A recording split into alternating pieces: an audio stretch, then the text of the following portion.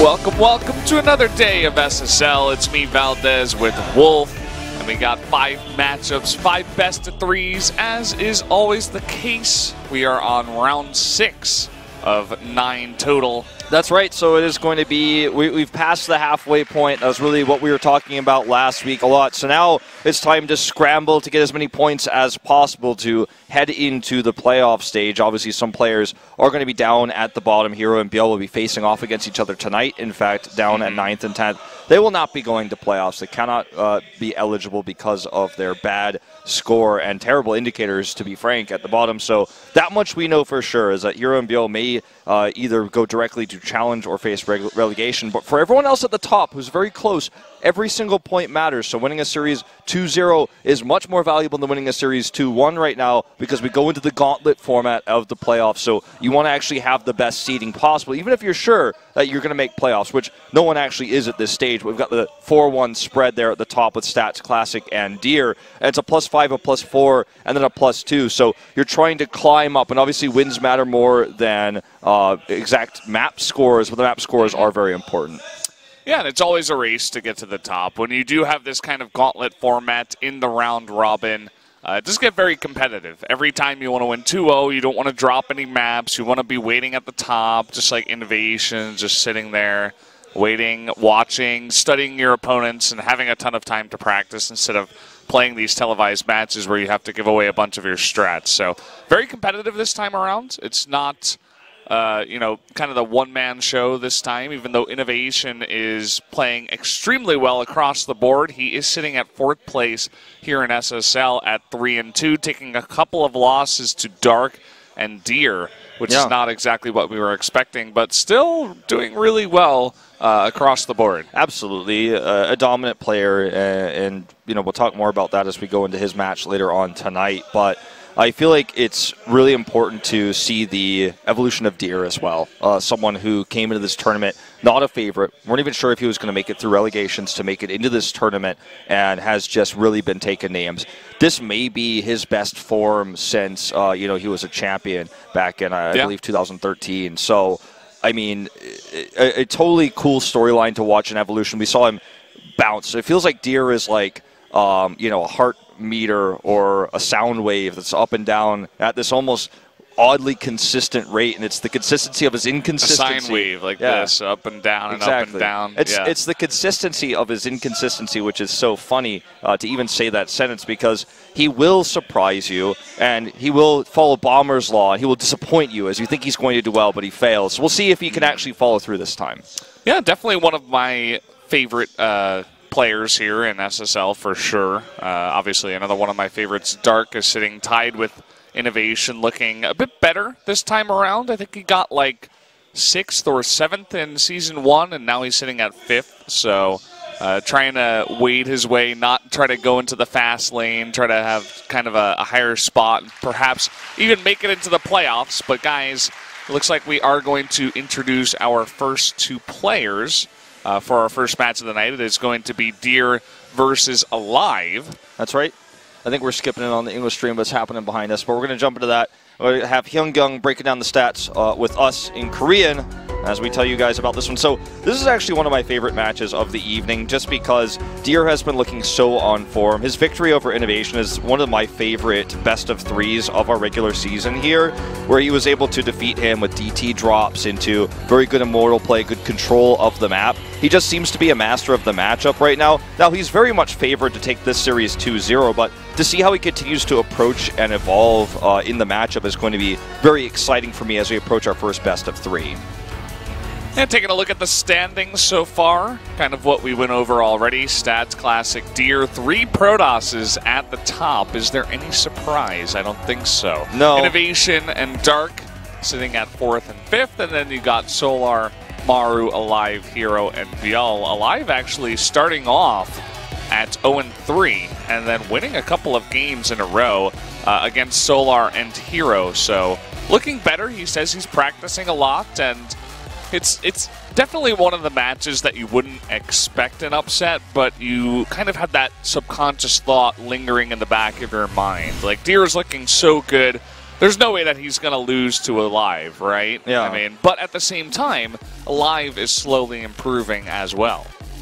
So, when you look at the matchup and head-to-heads in Legacy of the Void, very few games played between the two of them. Of course, at the end of Pro League, aLive was not being fielded very often in 2016, and a lot of their matchups directly together actually come from the SSL because of Deer's inconsistency in qualification for GSL. The same to be true of aLive. So, going into this first best of 3, I feel like, as you said, aLive seems to be raising the bar a little bit as far as his expectations were put from the beginning of the season, but Deer is the favorite. Look at the players he's faced so far. Defeating Maru and Stats, okay, sure, both of them with a 2-1, but he beat Innovation as well. That was the big one. That was the storyline we were talking about how he's suddenly evolved this new player. Sure, he dropped the series against Classic, who's currently just above him with 2 points of Indicator, but that was a PvP. Classic played a very good series, yeah. But I feel like Deer definitely could get second place in the Gauntlet, perhaps.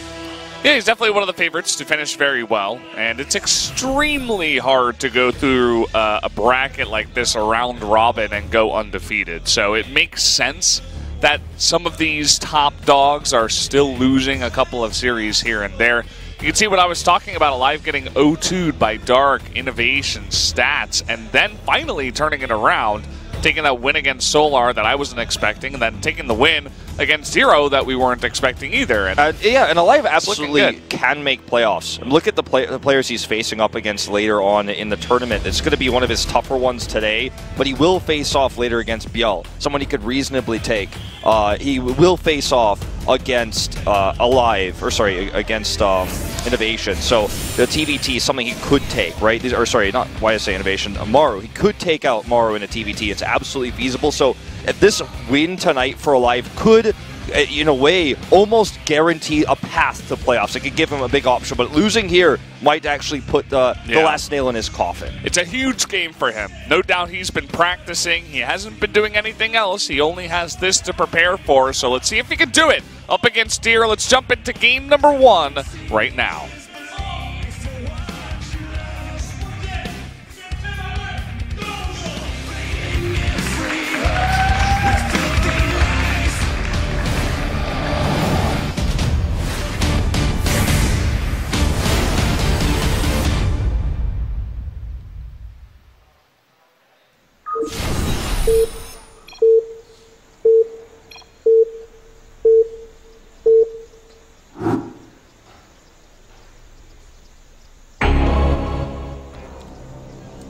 Fly, better fly. Jin Air. Here we are on Abyssal Reef for the PVT. Down on the bottom right, the yellow Protoss, it is Deer, the favorite coming into this one. Yep. And his opponent to the top left, it is aLive, the Terran player who comes in as an underdog here, but as you said, coming off of a 2-series win streak in the SSL. We do apologize for the technical sound difficulties earlier. Good to have you guys back. Yeah, I have been informed that they had an interview with and did intern the NASL sound guy, but he has since been fired, and we are back live here online. So early scout here from Deer, as we have seen the rise of proxies in this matchup very recently. However, looks like he wants to do his gateway shenanigans perhaps here with this pylon placement. Interesting. Deer, very much like Innovation, I feel. When he feels like he's going up against an opponent that he knows he's better than, he just goes for a proxy instead. And so it's going to be the proxy gate. We've seen this from him before. It was in different fashion. It was a much later proxy 2 Not quite gateway. Like this. Yeah, this is hyper aggressive. This is what jokingly became called the Wolf Gate, actually, in Wings of Liberty. Because I used to do this against players like Artosis, where you just hide the second gateway, and your opponent thinks you're just rallying 1 gate units, but you actually rally 2, and then you kill them. So I used it in the PvP matchup. everyone makes fun of it because it's not actually good, or it wasn't in Wings of Liberty, but in the current meta with the fast CCs we're seeing from Terran, you rally out units. He has the Zealot first, so he's going to have the Zealot, and then the Adepts are probably going to be the unit of choice here to warp out. And back in the old day when we see this used in Wings of Liberty, it would be Stalkers only. Ooh. But let's see. It is going to be the Stalker, in fact, actually, just like the old days. So he's going to scout the Zealot, and that's a big tell. Now aLive needs to think about bunkering up, because why in the world would there ever be a Zealot coming out of a gateway? What is that unit exactly? He sees that, he's like, oh, I haven't seen that in a long time. He scouts the incorrect location, and he needs to get a bunker. There's the bunker. So he knows what's up, but the bunker is just going to be a little bit too late. The Stalker's Chrono is going to pop out here. Yeah, that Reaper has to be careful. You don't want to be fighting against the Stalker, and it is going to get away. Okay, as long as he saved the Reaper, it would have been fine, I feel like, but because he didn't, this is bad news. The bunker is not actually going to complete. The SAV taken out here. We will see a pylon go down at the bottom of the ramp. aLive may just be out of luck with this one, and again, Deer showing innovation in the matchup. He is not just going to play it standard. Showing innovation, he's like, yeah, I can kill you, innovation, but also I can take down aLive with my own innovation. And yeah, this is a really good start. Look at how much damage this is doing. You would just never expect this. I love this play out of Deer. He only has one Marine in the bunker. Okay, the second one does pop in there, but still only the two. This bunker is actually forced to cancel. Could have actually stopped the CC there. I think that would have been more valuable than killing this depot, but I think he really wants to get to work on the wall. He knows he's on a bit of a timer, and he's like, okay, well, I have to do damage right now. This is a killing blow. We're not really going to the later stages of this game, hopefully, for the Protoss. So here he goes. There's only one Cyclone ready. Is going to be the follow-up with the Twilight Council, but look at that. He just passes by the bunker. He's like, okay, cool bunker, bro. I don't really care. Gonna put down another pylon. Yeah, that cannot be allowed to happen. The Cyclone needs to target that down ASAP. The probes are actually helping the Zealot kill SCVs over there, but it looks like these Stalkers will finally be ordered away. The pylon does not complete, and so even though this push did a lot of SCV damage, aLive will survive for now. And the key factor is he has 2 command centers, so he will be able to use double mules as soon as he can afford to make that second command center into an orbital. He's killed the last of the Stalkers here, so he's in a decent position in every aspect except economy, but because he's Terran and he has 2 CCs, he could actually get some extra value. And he's blocking the Nexus at home. At least he has that going for him. But when you're a Terran, it doesn't matter how many mules you have if you have 7 SCVs. I mean, the Protoss is going to be so far ahead here in this situation. That was kind of a killing blow. You can see that this army of aLive is looking for damage, but the Stalkers are going to be faster. Unfortunately, they get caught over here on the left side. Really well done. If he had saved that Cyclone too, imagine the situation he'd be in. Dark Shrine. And Dark Shrine's coming up. I actually think that this is a very winnable game for aLive. He has the double SOS in the booth? Yeah. Well, I mean, he has the double CC, the mules, he's warded off the Stalkers. There's no Adepts, there's no harassment forces anymore until the DTs, of course, come out. He delayed the Nexus, and right now what he needs to do, obviously, is get his economy back online so he can start producing more barracks and eventually get Stim. But there's nothing that can kill him, quote-unquote, coming across the map anytime soon. Now, sure, the DTs can, but he doesn't know that's coming. And we'll see if he ends up getting a Bay. Yeah. I find the DTs really weird. I mean, it's cool for keeping the Terran in his base and trying to do more economic damage on the harassment front, but you know that he has double orbital at this point, so the chance of him having a scan available is going to be very, very high by the time you get the DTs in the base. And we'll see how this does. The Mothership Core, by the way, is still over here, coming in for another scout. Might even get a little bit of damage done. Yeah, this is actually very annoying. The Marines are moving across the map. He doesn't have anything in position for this. Stalker's on the high ground here. A DT with slow warp is coming over here at the replaced pylon. There's no DTs for the defense, but there certainly can be as soon as he has warpins available. Is going to break up the ramp here with these Marines. The problem is the DTs will stave off this attack. So, yeah, he kills the Stalkers, but all he needs is one DT. And then the DT that just finished slow warp on the other side of the map, there's no detection. SCVs have gone down to this Mothership Core. And look at this, there's the defensive DT.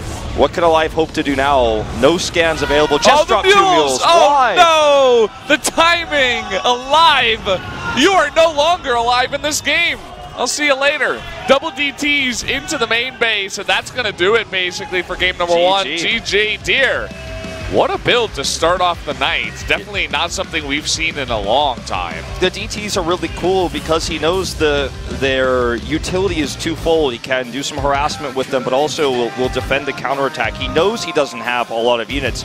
He warps in the Stalkers because he wants to be able to kite the Marines and do extra damage to the Cyclones. So only has the Stalkers there and is just basically desperately trying to get his Nexus up. I feel like the biggest concern for him was that he didn't kill that CC. If he killed the building SCV, the CC has to be canceled. Yeah. Then he wins the game no matter what. It takes like half a second too. I was saying in the game, I'm like, yeah, he really wants to break up the ramp, and all of that was true. But actually, it was the freest SCV kill in the world. So that's kind of a Deer thing to do. You know, he gets very focused on the goal. He's like, okay, I'm going to kill you right now, and sometimes that gets in the way of his play. But he did end up winning in the end, so we can be results-based in that fact. And you were right about the innovation. That's a really cool build to bring in against aLive, a guy that he's very favored against. Generally, when you feel like you're favored, you kind of just you either go for a normal cheese or you go for just standard play because you feel like you can beat him in a macro game. But he brings in the new/old build, and he's like, okay, I'm just going to kill you with this one. He reveals it to everybody, but he takes the win. And this is the second time we see him do something like this. The first time, of course, was the 3 gateways with the 2-gate proxy, later on with Adepts and the Mothership Core. But he's showing that Terran players need to remember that this aggression is possible. It's definitely something that we see less common, but it's definitely viable. So Deer, yet again, showing us something completely different. He showed us this kind of different style against Innovation, the DTs, the Immortal drops, now moving into the Wolf Gate, quote-unquote, the extra gateway proxy. And I really feel like this is going to be advantage Deer as we go into game number 2, guys. It's going to be Ascension to Ire for our second map.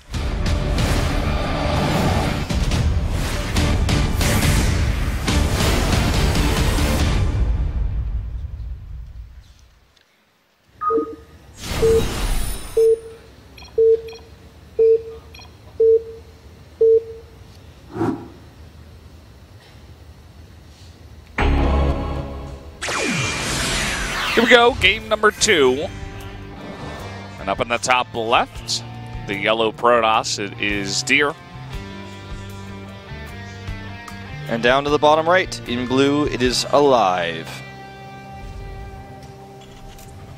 Alright, so Terrans, beware that just doing your standard run-of-the-mill Reaper checks for everything, and then I put down a CC may not be viable anymore. I may have to consider putting the bunker at the ramp earlier, just blind if this build becomes popular. Because imagine had he scouted it with the Reaper, he would have just made a faster bunker, right? I mean, there's nothing else he could have done. It's not like he's like, I scouted it, so you have to cancel now, and it could have still done damage, obviously. And then maybe, you know, the bunker just barely doesn't finish, and he kills all the Marines, wins the game. We haven't seen enough cases of this yet to really make a fully analyzed response as to what Terran should be doing in this situation, but that's what Deer is banking on. That's why I used the strategy, and it worked so well. I'm curious to see if he's just going to play a straight-up game this time around, or does he have another build, a weird kind of plan for game number 2. He does come over here and do something that's pretty standard nowadays, and just harasses with that first probe, gets a good scout, knows that aLive isn't doing anything tricky this time around, goes for the Gate Nexus Core. Is going to show to aLive that he is not proxying by using the patrol trick on the probe in order to block this base. If you do it as Deer did, then essentially it's impossible for the Terran to place it on the exact hex, so he'll have to lift it to get the maximum value out of the CC, which is really actually a big pain. It feels like, well, you can just lift it, it's fine, right? I'm like, well, that's a lot of missed trips of SCVs. You have a later orbital if you do that, so I want to avoid that if possible. I like the observer zoom in. He's like, by the way, guys, it's not on the right hex. Yeah. Very, very small annoyance. It's better to get that down ASAP anyway. Yeah, You're going to start off with the Stargate. So a pretty common thing we see in pretty much every matchup for the Protoss nowadays, to start off with that Stargate tech. Yeah, and it will be against the factory tech of aLive. So the more common Widowmine drop. is going to be the approach here. Stargate coming down, or Starport, I should say. We'll see if he decides to do some shenaniganry with Cloak or anything like that, which has been popular if he sees the Stargate. But given that the Adept denies the Reaper Scout, it's a tough map for Reaper Scouts because you have to do the double jump to get into the main. Then I guess he probably will not do anything like that, just make the dropship. Good denies here, the second denial on the Reaper from Deer, so he doesn't have any information about the Oracle that's forthcoming across the map. Is a tech lab on the factory, though, so there's definitely a possibility that right after this dropship he does make the switch and bring out that Cloak that he's so famous for. Yeah, the timing is a little bit off. He goes for a drop first. You can see with the medevac coming out, and the timing could actually be a little bit treacherous for aLive if he moves out with all of his defensive units as the Oracle comes in. But this Reaper is going to spot it as the Oracle is flying across, and he even gets a scout at the third base. So that scouting Reaper, definitely very nice. And here comes that drop. We'll have other stuff at home prepared. So happy now is aLive. The Reaper did so much work to try to scout, but was denied at every turn. Finally got the value he was looking for. It looks like the plan here is just going to be to use the Tech Lab for Stim here as he continues Widowmine production. He's got the Viking on the way. This Oracle can still absolutely find damage, though. Is there a Widowmine here at all? I don't think so. Unless it's behind that refinery. No, he's only got one, and it's in the drop. And here we go! The Oracle that was scouted is getting so much damage done. Nothing in position. Gonna send some Marines over to get killed as well. It looks like he's just going to sack it, try to do as much damage as possible. Yeah, he wants to sack this, find the extra kills here. The drop is hitting here, though. Really good pulls by Deer. Oh, but he canceled it, and it doesn't get killed during the cancel reburrow animation. And he picks it up here, so great control from aLive. This drop's threat is not ended. Could definitely return to find some extra damage. Forces a Phoenix. So when the dust settles, it was definitely a better trade for Deer, but aLive is not done with this drop just yet. Yeah, he's coming back in. As you can see, there is a Oracle in position, going to zap that Widowmine, and now trying to do some pickup micro, but it doesn't work at all, as the Oracle just gets tons of nice damage. And the Stalker's now on the chase, but boost is available, and he does get out. Overall, Deer in a really good spot. He stops the drop. The follow-up did not nearly do as much damage as the first drop, and he has his own third base all ready to go, and the stim is so late with the build that aLive went for. Yeah, his late stim, the upgrade advantage is not going to be in his favor for very long, with the +1 coming out for Deer as well with the Forge he grabbed. He's going to get a Robo here very soon, and with the Blink on the way, there's definitely a chance that the AoE damage that we see here from Deer very early on is going to be the Colossus tech. He's getting Sentries, which also further leads down that path, so he has a third base. aLive saw that. aLive can't deal with it, and I feel like perhaps rerouting his drop ship to the third base to try to find damage there might have been the better option because, you know, as you were saying, the second drop didn't really accomplish very much. He tried to target the Oracle, didn't kill it, so it didn't kill any extra probes. And it's now a 61 probe economy to a 38 SCV economy with the triple base, with extra chrono, which is why the Forge +1 is getting done, closer and closer to that +1 of the Terran. So aLive takes a third, but this drop ship, this double drop that he's sending across the map as Stim finishes, needs to find something. Otherwise, he might just be down for the count. And look at the preparation here from Deer. He didn't even scout the drops coming out, but he knows aLive so well, right? aLive is the dropping Terran. And he's going to set up about 4 or 5 pylons already at that third base. He has his units nearby for the defense, and it's only 2 drop ships of only Marines, so in he comes. We'll see how much damage this can get. Stim and combat shields are ready. 2 overcharges will be there to meet him, though, and he does back away. Blink's about to finish. He only has, 6 Stalkers here, so might not be able to kill the medevacs right away, but this is a cool move. He's drawn the units of Deer away. He knows the Mothership Core is not in the main base, so he hits it. He's got a Widowmine in here. The big warp in, though. Will he get the target? He does! Oh! 12 probe kills! Okay, Deer a bit late on the pull, and as you mentioned, definitely a very nice move by aLive to just really work the multitasking of Deer. You can see he did not respond very well, and it doesn't look like... Okay, finally an observer will come over here and stop this, but he gets a nice bit of economic damage done, and he is keeping Deer occupied. He's buying time for his third base to get up. The question is, can he hold off the follow-up attack that Deer has coming across the map? That's a big question because he didn't actually go for the Colossus tech we expected with the Blink Stalkers and the Sentries coming out. He decided to go for Resonating Glaives. He's getting the +1 armor. No AoE damage whatsoever. Liberators are coming out, and sure, Blink is going to be a great tool against that, but I think when we asked the question, did aLive do enough damage? Was he going to do enough with the double drop? The answer for the double drop was no, but for the drop in the main, I feel like he got just enough damage done to bring himself back into this game. And yeah, he's still behind, but he has tools now. He's got the Liberators, he has the third base up, and he's building a strong bio army. He has upgrades, he's hitting those top speed. He's getting the second eBay up. It's not going to be perfectly synced, but he's got the 1-1 at the same time as Deer. So something that could have actually fallen behind for him is actually going to give him a slight lead, in fact, with the upgrades. So in a decent spot is now aLive, but as you said, the question still stands now here is, can he defend the attack that's coming across the map that's headed towards his third base? He does scout it, but scouting is only half the battle. Deer, he's going to get revenge for that pull that aLive did to him. He's trying to drop the main while attacking the third, and you can see the reunits in position. And at the same time, he shades into the natural. The supply depots were down, and here's the big warp in the main. Already 17 SCVs have been killed, and he can't even win this fight against the Protoss units at his third. Yeah, really good force fields here. Deer immediately responds to the Liberator in his main base. The Widow Mines here are still dangerous for Deer's army, but it looks like he's realized they are there. And just an unrecoverable amount of damage here done to aLive, down to 24 SCVs. Liberator finds another zone.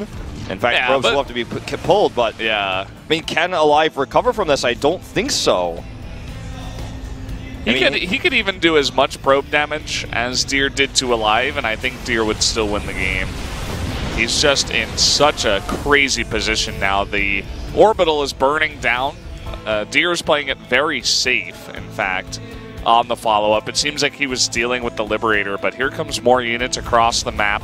Ooh, these Widow Mines are going to get some money shots if he shades into that, but the Warp Prism was in the main, which, it's a good idea to attack two places at the same time. But here we go, another fight. Gonna get some nice force fields down, and the Widow Mines do not get the shots off this time around. Yeah, force fields again, very, very good to cut off some units there. And what Deer is doing, instead of upgrading to better tech, getting the AoE for the Storms, or more likely the Colossi, he's just simply going to continue to get positive trades against aLive's army brute force until he eventually kills the command center. This Dark Shrine is going to be for base defense as much as anything. Just like last game, he'll be able to use it because aLive, his window back into the game is the drop ships that are coming across the map, the Liberators he found damage with. The Dark Shrine makes defending those so much easier, as he's literally just trying to brute force him out of the game. So, some more harassment going on here at the natural, but this is the real story, is this Gateway army is just too efficient. This should be the shade. As he goes in, he's going to shade right on in. A bit of a split against the Widow Mines. There's not quite enough to do the damage. There's the big blink in. Nice kiting by aLive. You can tell he's really trying to hold on here, but it looks like too much from the Protoss in just Gateway units that are heavily upgraded. Looks like he should be able to take game number 2. Looks that way. The 2-0 we predicted. GG. Deer, every point matters right now. He takes the 2-0, and for the moment, he is tied with indicators with Classic. If Classic loses his series with any score, then Deer will solidify his second place position, potentially even first place, depending on what happens with Stats versus Innovation later tonight. So this is the 2-0 he was looking for. He gets the 3-match winning streak as well here. And Deer definitely looking in prime position to take a top-tier playoff spot going into the Gauntlet. And this is the best result Deer has had in a long time in an individual league. But remember, this is the guy who didn't play last season, had to fight through challenge, then relegations to be here. And everything about this guy looks different right now. When I saw him in the makeup room, he looks more confident. He looks like he's in the zone. Yeah. Everyone's saying he's practicing more than anybody on the ladder right now, as some of the most games played in the top 200 in the GM. So, I mean, watch out for this guy. Yeah, and I feel like the format really helps him out too, because he has a lot of time to prepare these builds, to prepare ideas against certain players, and he's really coming in with the innovation It's funny that we have a player named Innovation and a player who is actually innovating, who's not innovation. Has Innovation ever innovated? Not really. Not really, no. He's like, I like this build. I'm going to do it better than anyone else, and my macro is the best in the world, so you're going to die.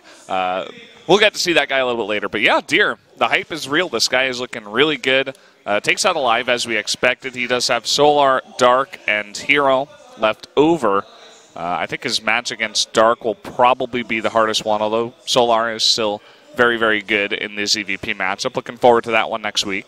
Yeah, definitely an exciting one, but I'm just glad to see Deer back in form. And it's not through cheese or some sort of weird shenaniganry. It's half innovation, as we were saying, new builds, new play, but half just straight-up macro games, good decision-making. So, yeah, impressed. Yeah, for sure, as I am. But, guys, we are going to take a quick commercial break. When we come back, it is going to be a PVZ Classic versus Dark.